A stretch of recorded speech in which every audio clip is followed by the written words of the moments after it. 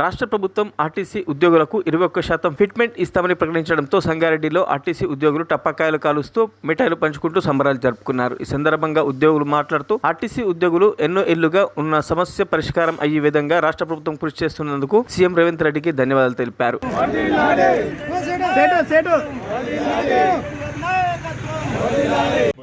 పనిచేస్తున్నాను.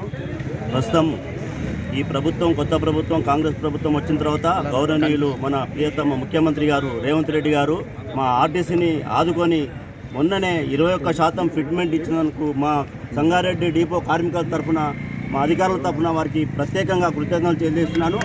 నిన్ననే మా అన్ని సంఘాలను హైదరాబాద్లో పిలిపించుకొని పెద్ద మీటింగ్ పెట్టడం జరిగింది. దాంట్లో సీఎం గారు హామీలు ఇచ్చినాడు. అందరినీ ఆదుకుంటాను. 1 by 1 ఆర్థికపరమైన సమస్యలు ఉన్నాయి, శాఖాపరమైన సమస్యలు ఉన్నాయి. అందరికీ ప్రతి ఒక్కరికి వివరించి మిమ్మల్ని అందరినీ ఆదుకుంటా, కడుపులో పెట్టుకుంటా. గత ప్రభుత్వము కార్మికులకు 21% ఫిట్మెంట్ ఏదైతే కాంగ్రెస్ ప్రభుత్వం హామీ ఇచ్చిందో హామీ మేరకు నెరవేర్చడం జరిగింది. ఇక్కడ కార్మికులందరూ ఆర్టీసీ డిపో ముందు సంగారెడ్డి కార్మికులందరూ కూడా ఇక్కడ సంబరాలు చేసుకోవడం జరిగింది. కాంగ్రెస్ ప్రభుత్వం అంటేనే ఉద్యోగ కార్మికులకు మేలు చేసే ప్రభుత్వం మరోసారి నిరూపించుకున్నారు.